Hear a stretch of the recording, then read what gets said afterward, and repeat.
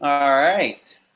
Oh, okay. Welcome to the teacher training. I believe this is the second teacher training, but I'm not 100% sure on that.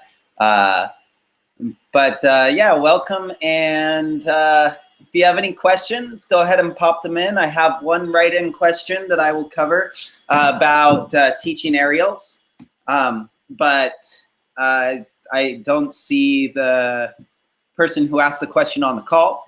So happy to save that for a little later if you guys have your own questions.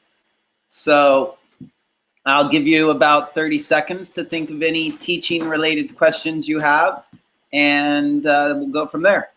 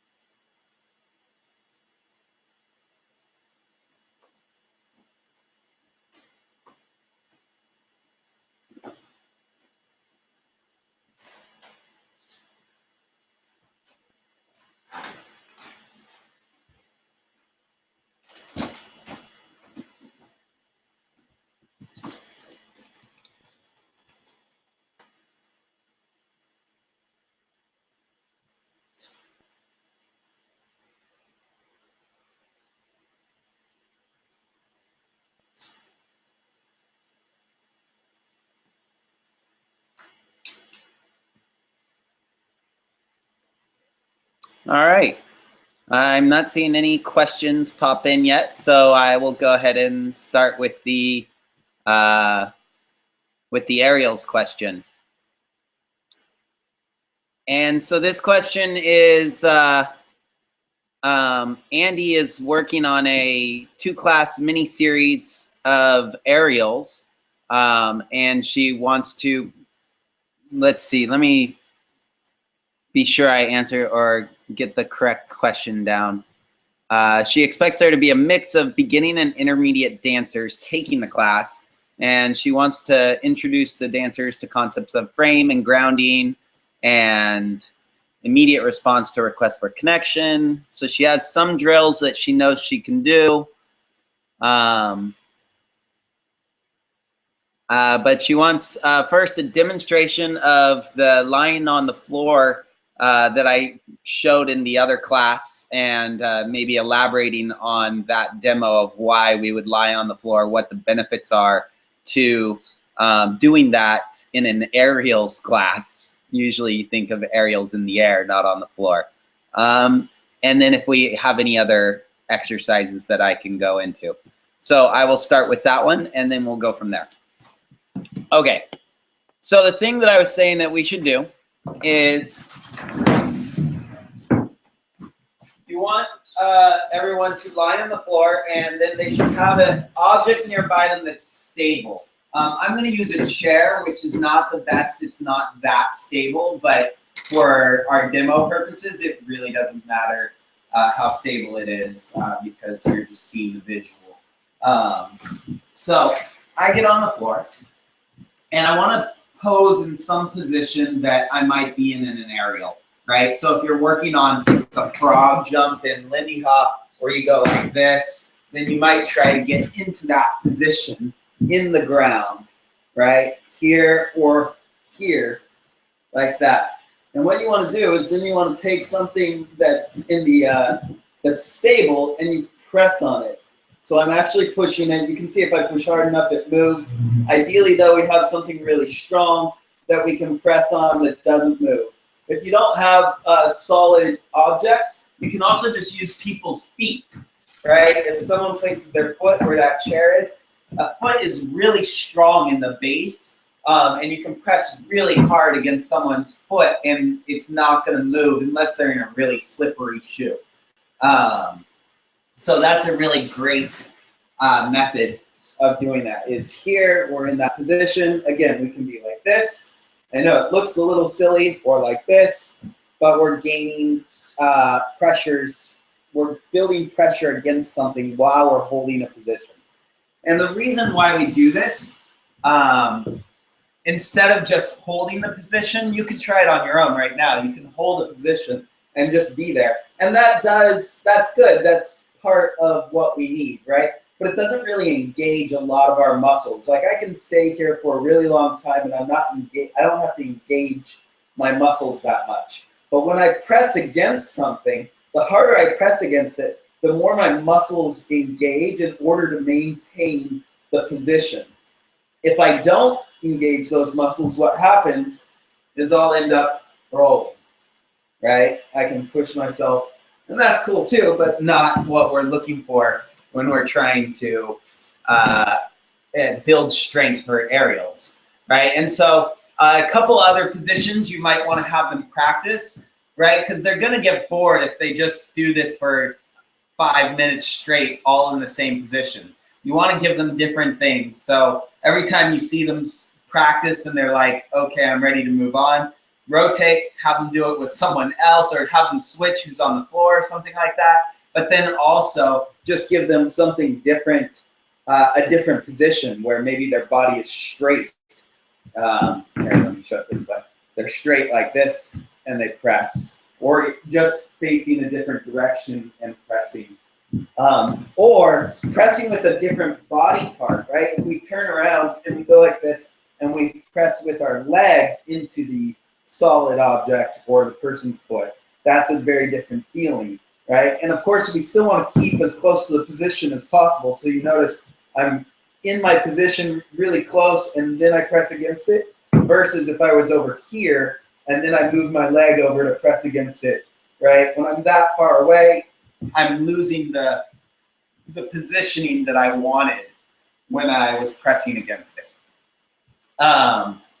So again, you want to give them, when you're teaching them this, you want to give them what, why, how, and what else, right? That's a standard theory. Microsoft did a study. If you don't cover all 4 of those things, there's going to be a percentage of your group that is not happy at the end of class or at the end of the drill, right? So the what of the drill is obvious. We're getting on the floor. We're pressing against things. The why is we're building our core muscles in the shape that we want to be in, right? So we don't want to pick shapes that we wouldn't use in our aerials. Although, I mean, any shape is better than no shape as long as you're solid, right? As long as you're solid, you're learning how to solidify your body. That's important. But ideally, we're doing it in shapes that we're going to be using. But the why is we're building our core muscles to stay. And when we jump, we end up being really solid and we can jump all connected instead of having our body wobble as we jump. Which is really common in an aerial because you have someone else pressing against you, right? When you go into an aerial, you have someone pushing or, excuse me, or pulling or doing something to your body. It's not just you in the air. And so that's actually another good thing about pushing using different body parts is that that you're getting used to an effect that something has on your body in different body parts. So if I'm here and I push on my hand into the chair, it's just as if someone's pushing into my hand, doing a push where I might go out or up. If you push into the shoulder, same thing. The next step I might do with this is I might then actually, instead of having the person on the ground press against the chair, I might have the person on the ground stay where they are and someone else walk around this person, right, and push on them in different body parts, on their legs, on their side, on their upper, like up here, down there, all different areas of their body so that they're used to it. And pick the spots that make sense in your aerial, right? So if you have a connection around the side of the back here, then have them press against that side of the back where they're gonna be connected to their partner, right? Of course, pick a few other areas too, but definitely make sure that you cover the spots that you're actually going to be connected to your partner and press against those as the person's on the ground. Now, the reason why I do this second, okay, so it doesn't have to go second. Actually, let's say it might be smarter to do it first and then have them only press on the ground or only press it against something else if they're struggling to maintain their position, right? So the nice thing about me lying on the ground and pressing against an object that doesn't move is that I get to pick how hard I press, and which means I get to pick how much of a challenge it is to me to maintain my position. Whereas if someone else is pressing against me, I don't have the control over how much I'm challenging myself. Now they're choosing the degree of the challenge by how hard they press, how quickly they press, and where they press on my body. So when you're doing a group class, it's probably actually better to start out harder and then go to something simpler if you need it. But it might be that your class doesn't even need to go to that. And maybe you just mention it as you can practice this at home on your own, even if you don't have a partner. Yeah, so that's the laying down drill. If there's any questions on that, go ahead and pop them in. Otherwise, I can talk about a few other things that are important. Andy, I see you're on the call. If you have any specific questions on something specific about teaching aerials that maybe you're not sure about or you don't remember, something like that, something that you want me specifically to guide about that, I'm happy to go in a specific direction. Otherwise, I'll just come up with my own general thoughts on what is important. And I'll give you guys 30 seconds to figure that out.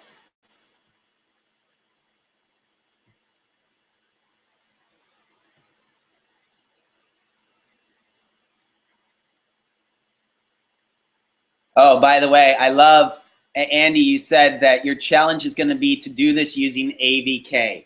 That's great. I love that. And if you think about it, like just the plank one, relatively easy to do, right? You can have everybody go, all right, everyone. The key to AVK, those of you that don't know what AVK is audio, visual, kinesthetic, meaning we're teaching audio, visual, and kinesthetic all at the same time. Right? So right now I'm teaching audio and visual. I'm talking, actually right now I'm teaching audio, right? Now I'm teaching audio and visual because I'm saying, okay, we're in this position and we're gonna hold our bodies up like this. And if I say, okay, follow me, everybody get into this position and hold your bodies like this. Now I'm using AVK, right? Because I'm getting them to kinesthetically try it in their bodies. So a lot of times, even in these videos, you'll hear me say, follow me, try it out, even though maybe you don't have space right now. Maybe you're in bed or maybe you're at work or something where you can't practice. I'm still going to request the practice because some of you might actually be able to do it right now. And you're always going to learn more if you engage more of your learning methods than if we only engage one. So Andy, that's the easiest way to use AVK is just to say, everybody follow me, or everybody copy what I'm doing. Copy me. Do this. You know, anything that just very short and says, follow what I'm doing, and then you start doing it. So it's follow me, everybody get on the ground, or leads get on the ground, follows stay up, or vice versa. Right? Probably vice versa would make sense. Follows on the ground, leads. Now I want you to press into your follows leg. And follows, notice how I'm staying right where I am. Everybody do this with me. Right? And you could even speed it up. Like I did a little audio visual first and then said, everybody do it with me. But you could even say, everybody press against the leg. Let some of them fail. It's okay. Some of them will move or do other things. And then improved as they go, right? That's an important thing, is also to let them fail, right? Let them do it like without perfection the first couple of times. Let them try. There's a few good things about that as a teacher. If they don't do it the way you're looking for right away, then you have something to teach them, right? So you're automatically, or not automatically, but you're showing value to them by giving them like, here you are, and here's where I'm taking you, right? Whereas if you just like make sure that they're perfect right from the get-go, they never even know that they weren't. They're just like, oh yeah, I can do that, right? So they might just be associating, or they might not really feel that they're getting the benefit, even though they are. The other thing about that is they might already be able to do what you're talking about. So if you have them do it, you could skip all the steps that are like trying to make it perfect. They might already be perfect. So you don't know what the problems are until you come across them. So if you just get people doing whatever it is you want, you can then edit and make those things smoother as you go. Okay, I don't see any specific questions about what's next. Can I have you guys just type in the chat and make sure that everything is working?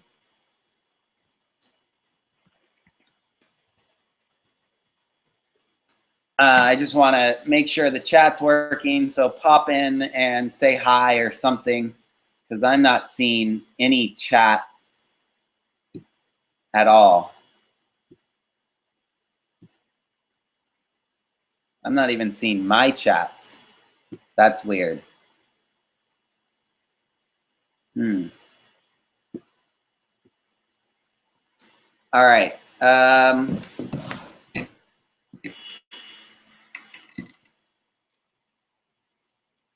Yeah, there must be something wrong, because if I can't see my chat, there's no way I'm going to be able to see your guys's. Let me play with a couple things to see if I'm doing something wrong. Ah, there we go.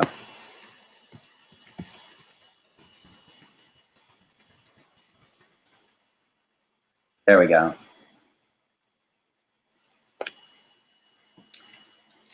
If you already asked any questions,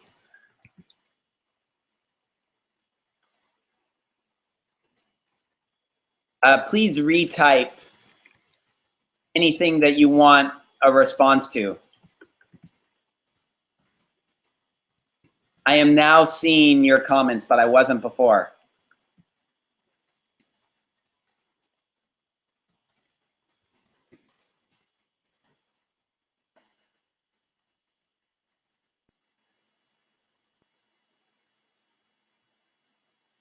Yeah, I just put that question there now.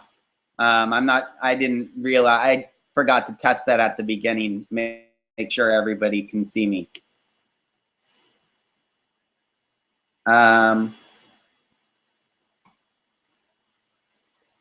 So I will wait I'm gonna wait like a minute to give time to catch up on anything that I didn't see, that you guys want,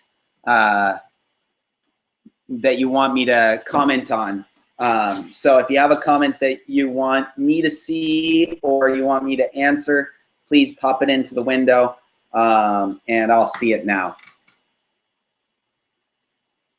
Ah, great. Andy said you didn't cover the how and what else for this, the pushes. That's a good point. So I didn't label them. The how was it's very simple in this one. You're just pressing against something, or you're having someone press against you, and you're what's the thing? You're pressing against something, or you're having them press against you, and they're staying in the exact position as they're pressing, or they're being pressed against. So that's the how. I mean, there might be specific hows that you need to go over with each person. For some reason, they're like, when they press against the leg, you can see the leg moving. Here, let me show that. So let's say they're on the ground and someone's pressing against their leg, and you can see the leg moving. So in that specific instance, you're going to need to tell them that the muscles in this part of their leg are what stop them. I think it's the actual outside of the leg.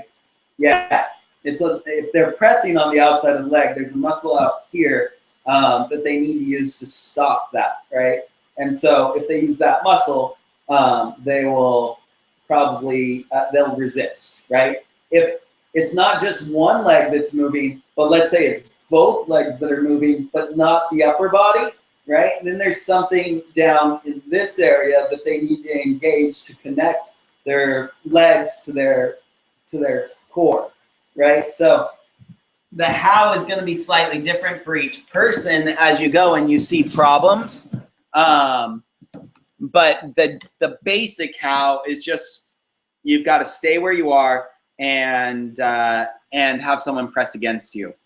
And the what else is the picking different positions, changing it up so that it's not just different positions that the body is in, but also different areas of the body to press against. So that's the what else. Now, with your students, you don't have to tell them the how. You don't have to say, this is the how, this is the what else, or something like that. Their brain's going to be happy with that either way. However, I do appreciate you saying it here because in the teaching context, I do want you to know what parts are which, right? Because I want you to make sure that you're implementing them. So when we're teaching, it's very important that I label the what, the why, the how, and the what else, so you know that you're covering those in your class. So thank you, Andy, for pointing that out. Let's see. Andy says, the other question I had following the aerials class you taught us was how to distinguish between a frog jump that lands on the base's hip or thigh, right? So that's a jump where you lift the follow in the air and she lands on your hip, up here, or down on your thigh. Sorry, thigh. Right? And one which she does not, where she lands back on the ground. So how do you decide between she's going to land here versus she's going to land on the ground? It's the base who would bring the flyer onto his hip, thigh, or not. But how does the flyer know whether to put her legs in frog, knees akimbo position, right? Or for not landing on the base's hip, or knees together for landing on the hip? Right, so in other words, when she's in the air, right, so she goes in, the follow or he, she, doesn't matter, the follow goes in the air. How do they know whether they should be in this position and extending their legs when they come back down, or in this position so that they can rest nice and smoothly on the lead's thigh, right? Because you don't want to jump them up and have them stepping on your thigh. I guess you could, that'd be cool, but it's not the lead for the frog jump to the thigh. So now I think that the answer to this, just to be aware, is there are things you can do to make it more clear, but at the same time, when you're doing something where you're bringing someone onto your thigh or something like that, if you haven't practiced it with them, if you don't already know the move, odds are they're not going to lift their legs up into that position. Like, there's nothing that I do that technically moves their legs, right? Like, I don't flip their legs somehow or something like that. But there are things that I do to hint that they're not going to be landing on the floor, in which case they're going to go, maybe I need to do something different for that. And if they've done the frog jump, they can know, okay, I'm going to curl my legs in this way. And the thing that I do differently is the amount of space that I give them when they go up versus down. So if you watch, if I have a partner here that I'm lifting, when I'm doing a regular frog jump, I'm lifting up, right? And she's up here, and when she comes down, like, she's close, she's near me, but she's not here, right? She's in this area where she's not going to touch me on the way down.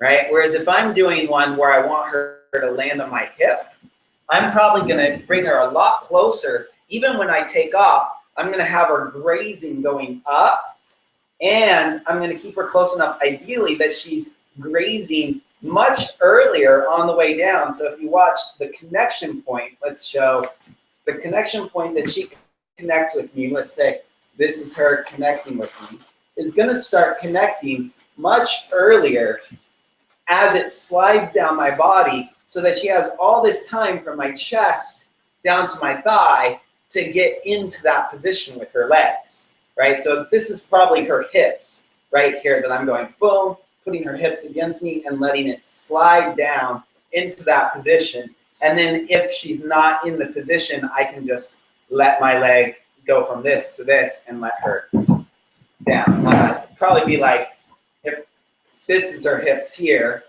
right? This part, and I put it like this, I'm going boom, boom. She has this time to curl to let it happen. Or if she doesn't, I just move my leg out of the way and let her feet hit the ground, right? So yeah, bring her closer to you. Let her slide down your body.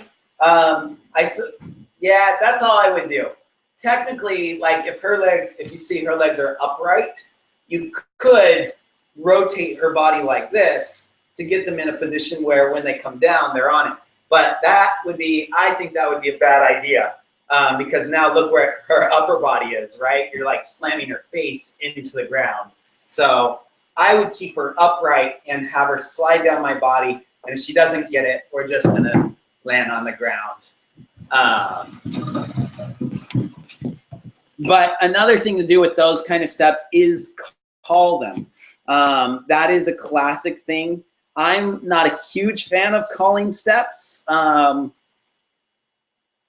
because I don't think it's smart, mainly because when I see people do it, it's the only thing they do. They rely on the call versus doing everything they can do to lead something as well as calling it. So I actually think it's smarter to call it if the lead follow is there, right? It adds an extra lead into it. It adds an auditory lead. It adds a little bit of thought ahead of time. The issue with calling it is if someone freaks out when they call it, or if someone thinks too hard when you call it, they might do something different or might get confused or something like that. So for me, I usually try to do steps that I don't have to call. Here's another thought. Yeah, this would actually probably work very well.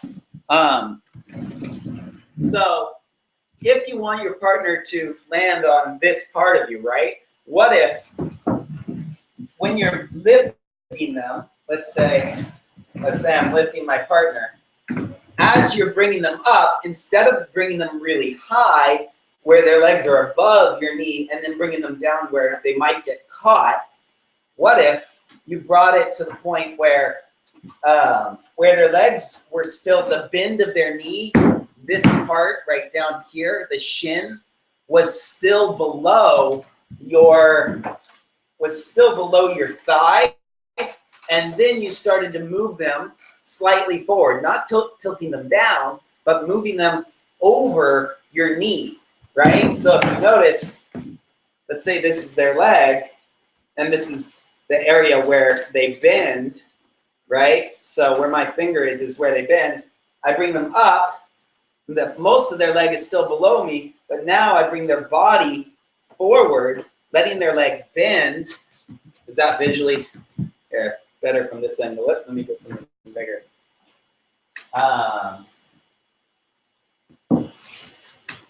So this is their leg. I bring it up, right? And then I bring it forward, letting the leg bend, already landing on my knee, right? Does that make sense? So they come up, and before their leg even gets over mine, they get pushed forward. Their body goes forward, which makes their leg go back underneath them. So it'd be a much smaller area, right? It wouldn't be high. It would be just something that brings you up over their leg, which actually, if I think about like the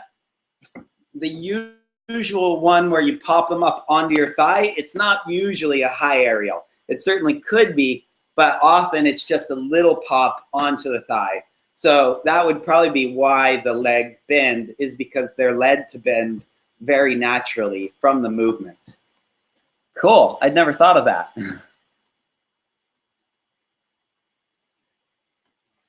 Is there a difference in the position of the flyer to the base in the two types of frog jump? Yeah, I think there is. Like, if I'm doing a big frog jump, I mean, at least in these two versions that we just talked about now, if I'm doing a big frog jump, I'm usually facing my partner, right? And let's say they're facing me.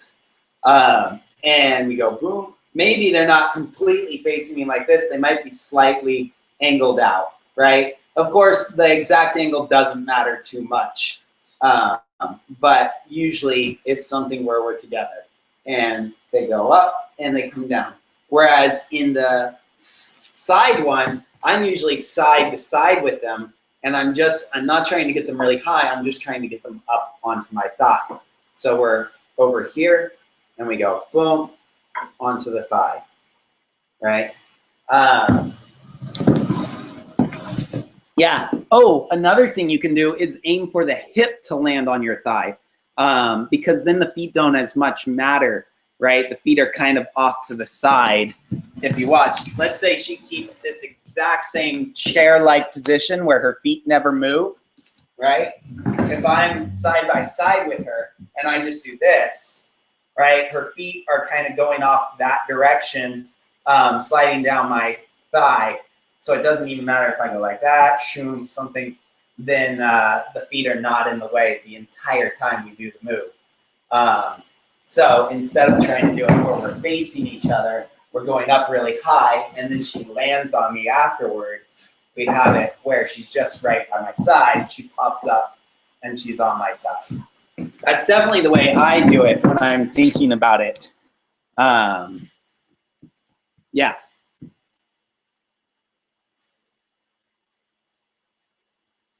Great questions, by the way.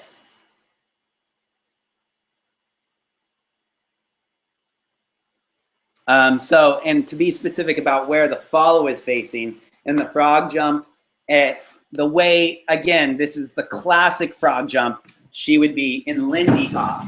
She would be facing not direct, but slightly the same, like we're in closed position, about to do a triple step, right? And she's facing just like a V angle. And then in the other one, she's usually facing facing the same direction as me, parallel to me. Parallel, perpendicular, on the same line as me, right? On the exact same line as I am, and she pops over. But again, she could be angled. Technically, she could be somewhere else. I just wouldn't end up landing as smoothly, I think, as, well, I would say anywhere from completely flat to a little bit angled toward me would be fine. If she gets too angled toward me, then her knees are going to be lined in a weird way with me. They won't be crossing me. They'll be like angled on me, which wouldn't be nice. Whereas they should be a little bit crossing my knee. If my knee's like this, they should be on top, not directly on top, about to slide off one way or the other. But a little angle could be fine. It doesn't have to be exactly, if we're like this, then the knees are this way. So it doesn't have to be exactly that way. It could have a little angle. All right, any other questions on that?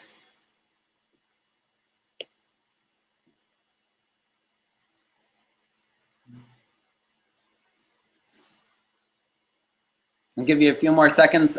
Questions on that, or any other aerial topics that you guys want to discuss?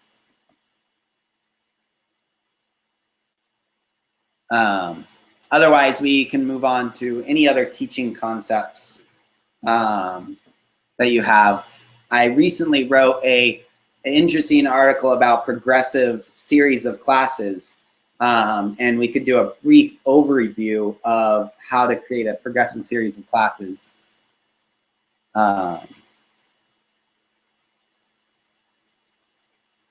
Anyway, I'll give you 30 seconds to pop in any questions or anything like that.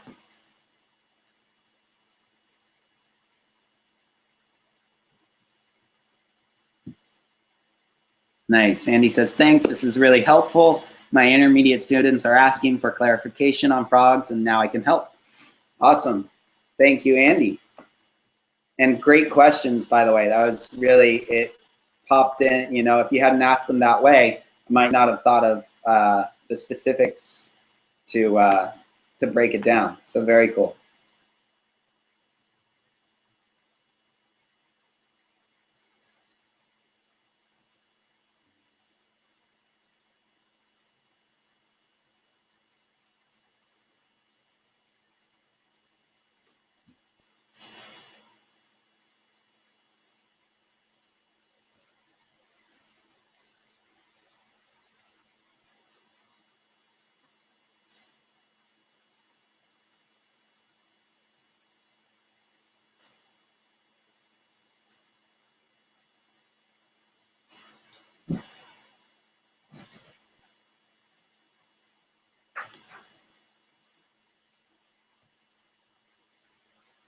All right, I don't see any other questions right now. So you guys have the option of continuing with more tips on aerials or going on to tips on creating a class series. So I'll let you guys decide. I'll give you a couple of seconds. If you vote for one or the other, just pop it in the chat. Or I can even create a poll. Check this out. All right.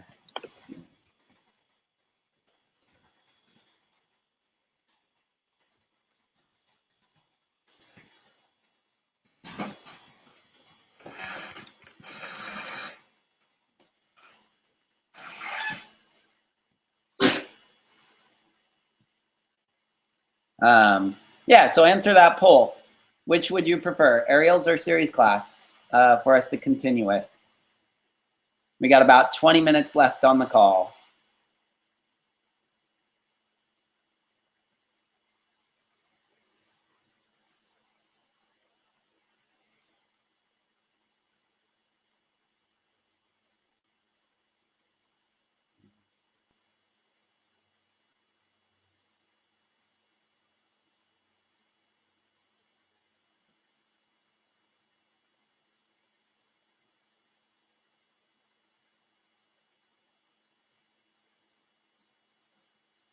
And I'm gonna wrap up the poll. Series classes. Okay.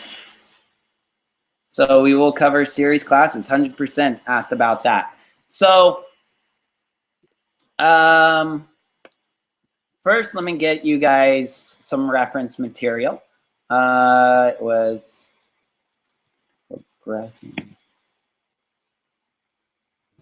DanceNinjas.com/creating progressive classes. I'll put the link in your.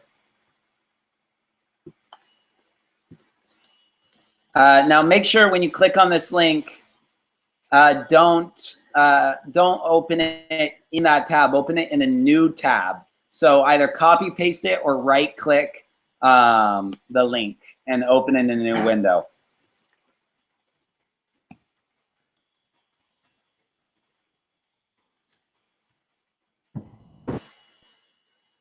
All right, and there's 7 steps to creating a progressive series of classes. And this is a great technique. You can do a quick outline of your classes in less than an hour. We'll do one in 20 minutes or 18 minutes. So you can see this full plan. Now, you can see there's some benefits of the plan. The cool thing is you get really precise method of getting the exact steps you need to create classes that progress off of each other. And stay interesting, and offer variety, so that your students keep coming back. They love those classes, right? So the other thing I love about this is by working out a plan so detailed like this, you get confidence in knowing that you've taken the steps to choose the best possible path for your excuse me, path for your class series, right? The plan clarifies all your material and prepares you for workshops as well as series classes.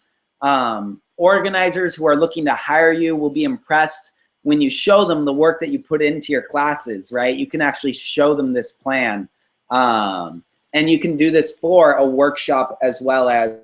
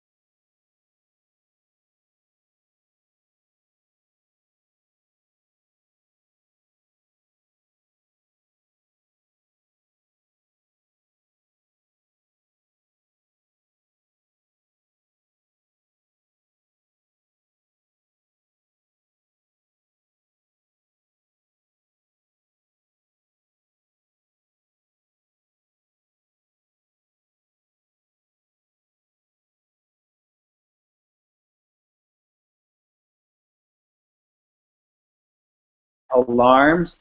I set warning alarms and then end alarms for every part of the plan. So if it's a 7-step plan, there's a 10-minute section, there's a 5-minute section, there's another 5. For each section, I set an alarm that says, "Hey, you only have 1 minute left," as well as an alarm that says, "This is the time to move on. You are now done." So we have 15 minutes instead of 40 minutes to implement this. So that means everything's going to be cut in thirds, right? So we're going to take, instead of 10 minutes to brainstorm, we're going to take 3 minutes to brainstorm, which is our first step. And at first I want to overview everything. So the steps, if you just look at an overview of them, the first step is to brainstorm all the topics that you love to teach, right? The second step is to group your topics into categories, right? Like musicality, connection, etc. The third step is to rearrange each category of topics from beginner to advanced. So you take your musicality topic and rearrange all those from beginner concepts to advanced concepts. The fourth step is that you create your progressive class order by rotating topics, going, okay, here's the first musicality topic, here's the first connection topic, here's the first miscellaneous topic or whatever else, and then going back second, all the way down until you get through your whole list. Then you label the energy. Step 5 is to label the energy of each topic, right? So this is a higher energy topic, this is a low energy topic, this is a topic that goes from low to high, and that kind of thing. The sixth step is to adjust your topics to have the energy flow that you want, so that it doesn't just end up being low energy, low energy, low energy, high energy, high energy, high energy, but it actually creates a flow. And then the final step is to grow and refine your topics and just spend time over the rest of your life refining them, right? So now let's break it up. That was 2 minutes, so now we have 13 minutes left to do 40 minutes of stuff, which is perfect, 1/3 of the time for each. So brainstorm all the topics that you teach. So what topics do you guys teach? Let's just throw in some stuff that you guys teach on a frequent basis. So like let's get specific. Let's not just say musicality. Specifics of musicality, like matching energy of music, or feeling of music, right? So these are all options, but let's have you guys throw some options in there instead of me.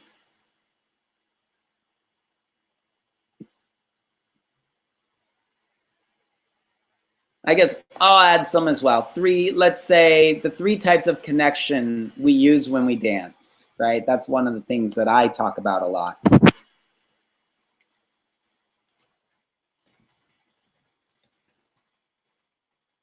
Or the 3 types of arm movement.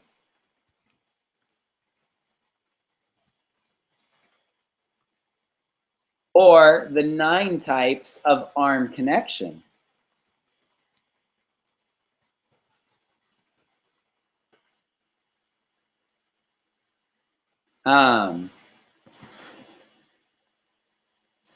Let's look at mastering your triple steps.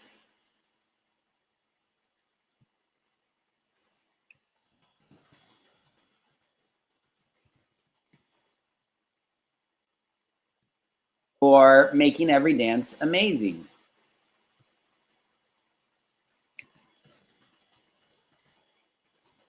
Okay, so you guys get the idea. These are the things that we're coming up with. Now we want to take each of these things and we want to make an order out of them, or not an order, group them into topics. So my topics, you can see, like, from what I've said so far, we've got feeling the music and matching the energy, right? Which also is what Andy popped in. Those are both musicality topics. 3 types of connection, 3 types of arm movement, 3 types of arm connection. 2 of those are connection concepts. One of them maybe is a connection concept, maybe it's a body awareness concept. I'm going to put it in the connection category because that's how I see it and how I would teach it, but you might categorize it differently. So now I've got 2 musicality topics, I've got 3 connection topics, and then I also have making every dance amazing, mastering your triple steps.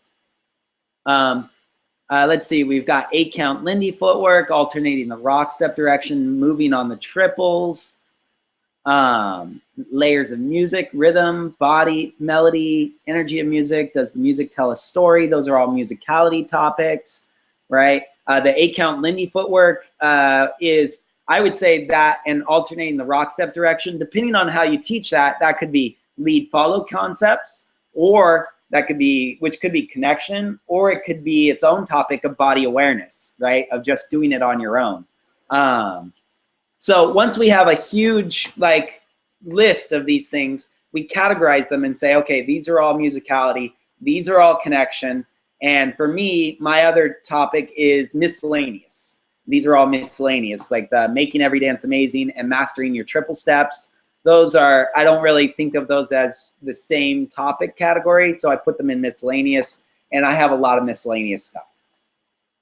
All right, so now we have our categories. We've done step 2, right? We've grouped it into categories or topics, and now we're gonna rearrange each category of topics from beginner to advanced. So if we look at the musicality order, we think, okay, out of all the things that we've done in musicality, what is the easiest thing to learn? And what doesn't require anything else to learn, right? So for me, the energy is probably a very easy one, right? And the feeling of the music is probably very easy as well. However, I would say the feeling requires a little bit more, what's the word? It requires more, what's the word? Balls. Excuse the term. I don't have anything else to risk, right? It requires a little bit more outgoing personality.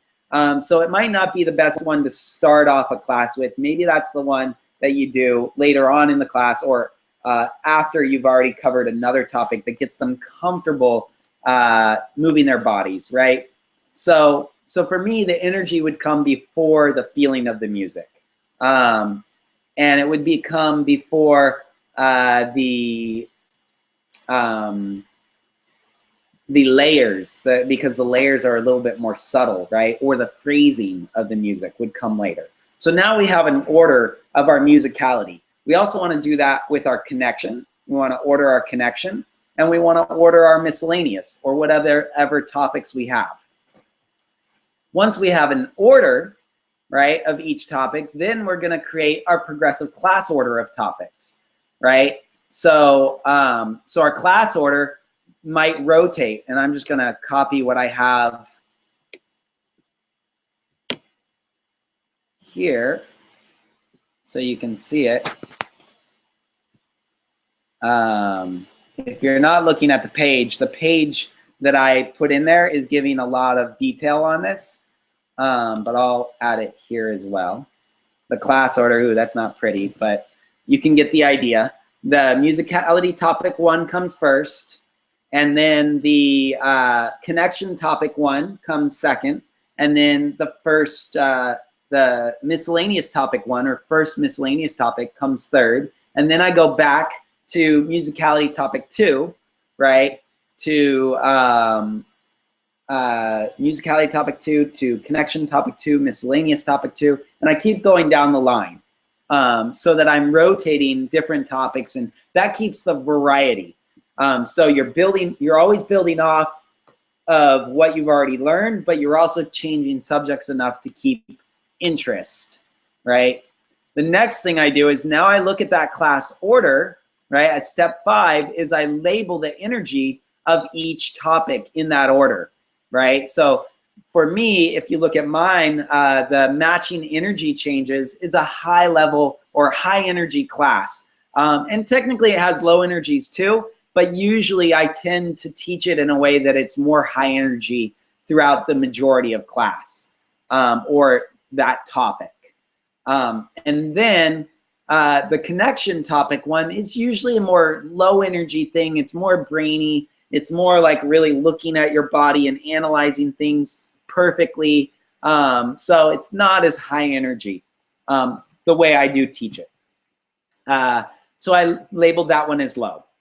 The next one I label as very high, and then medium, and then low. And so you can see I'm labeling the general feeling. However, there is one, my What Makes an Amazing Dance class, that actually starts out low. It's really analytical. It goes to a high where everybody's like, it actually then goes to a very low where everybody is really like kind of down and upset. And then it goes to a high where everybody's getting these ahas and people are talking a lot. And then I finish the class with a very high emotionally charged game that they play.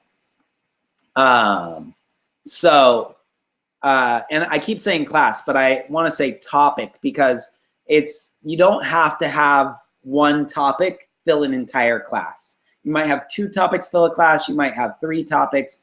You might have half of a topic fill a class sometimes. So, so I should be saying topic, or I'd prefer to say topic.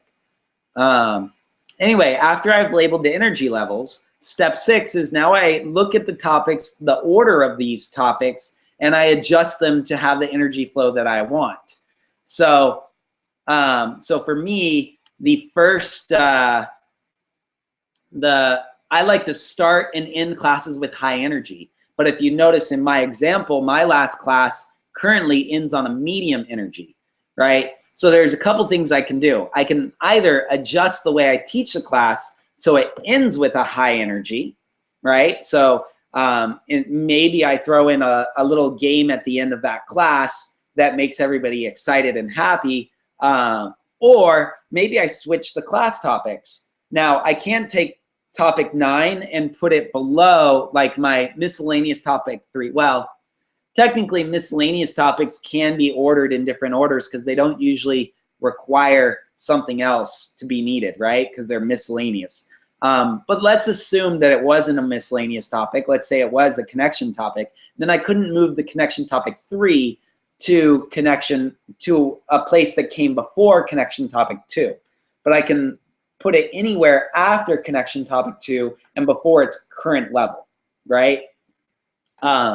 So I can, in this case, for me, I can change my miscellaneous topic 3 with my musicality topic 3 and switch them out so that I end on a high note.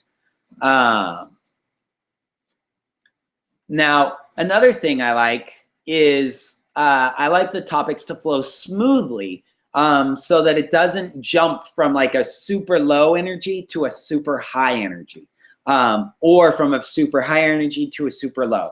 And there are exceptions to this, but most of the time I don't want that giant jump. It can feel a little jarring in a class to jump that kind of energy level. So so the transition from topic 2 above, if you see my example, topic 2 to topic 3 currently goes from a low to a very high, right? My low, the types of connection, 3 types of connection is a low energy class, and then the expanding your comfort zone is a very high level class. So it's a little bit jarring. So I might want to adjust things there. So what I could do is I could, let's see. Oops. What could I do? I can add a medium to high energy gain into topic 2, right? So instead of it being a low energy at the end of the class, I could add something fun that brings the energy up into the topic, right? Or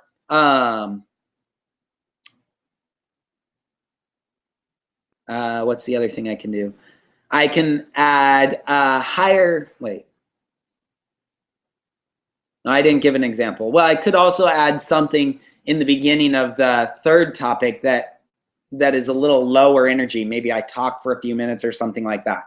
Now, another thing to note is that if these are completely separate classes where they're coming back a day later or a week later to take this next class topic from you, then the transition doesn't matter as much, right? The transition, then the only thing to point out is that like you want a little variety in your classes. So you might want to change due to variety of not always having super high energy or always having super low energy classes, but having a little variety in there might be good. So this is more if you're going from one topic to the next in the same class or back to back, you know, the next hour, like they take a 5-minute break or a 30-minute break and come back for the next class. Really, like even a 30-minute break is probably enough. It's really if it's just a 5-minute break that you need to pay attention, or if it's the same class that you need to pay attention to the energy level, the transition in the energy level. Anyway, so think about the order of whether it's jumping from low energy to higher, high to low. Now, recognize that sometimes you might want to emphasize a high or a low. And in that case, you do want to jump, right? So, for instance, at the end of a class, a workshop, anything, I like to end on a really high energy. When I know I'm not going to see them again for a day or a week or something like that, then I like to end on a high energy. So a lot of times right before I have that high energy moment that ends the class, I actually make sure that there's a low energy moment because if it goes from high energy to very high energy, the very high energy doesn't feel as high as if you go from a low energy to a very high energy, right? So often I'll bring a low point of energy to express a more obvious dynamic in the high energy. So that's the exception to this rule. Let's see. Are there any questions on this? Oh, the last step, step 7, is really a step that you do later, right? It's you refine your topics, you add topics to it. So as your progressive series, gets more developed, it'll get longer and bigger. And that's great because you want your students to stay with you as long as possible, right? And you want to help them improve as much as possible. So the more material you have, the longer you can keep them interested, right? So I think of constantly expanding. If you look at my musicality topic, I started out with 5 or 6 topics, but now I have 17 topics that I cover in musicality. And the same in connection. I have a ton of topics in connection and a ton of topics in body awareness. I have more categories now as well than I did when I first started out. I started out with 3, and now I have maybe 5 or 6 categories. I'd have to look to know what I have exactly, but body awareness, musicality, connection, miscellaneous. I'm sure there's one more that I'm forgetting right now that is a category of topics for me. But constantly be refining this process, growing your strategy, and when you start your next progressive series, you'll be able to keep people in your classes longer and find things more interesting. Oh, the other thing is you're also going to recover topics as well. So this isn't an exact, like you have to follow this order exact. Sometimes you might jump back and go, oh, we need to recover this topic, and then go back into where you were. Anyway, so that's a brief overview of how I run my class topics, or how I create my progressive series for my workshops, but how you could also do it for anything you're doing. I'm definitely planning to start doing this for Dance Ninjas now. Remember, you've got to do this. If you want to use this, it's not enough to just have learned this idea. You got to implement it. So plan 40 minutes minimum, 90 minutes maximum to get your outline and start this for you. You don't have to have it perfect. I recommend that you get it done and you do it in a short amount of time, and then you refine it later. Because if you think that you want to do everything, it'll probably start you from ever starting the process, and it won't be perfect. It won't be perfect because it won't be done. Whereas if you just get it done and it's not perfect, you'll have more inspiration to perfect it because you'll have something in front of you that you can see and that you go, I want to improve this. Remember, the topics don't have to be full classes. They can be little parts of a class. You can have 3 topics in a class. You can have 10 topics in a class.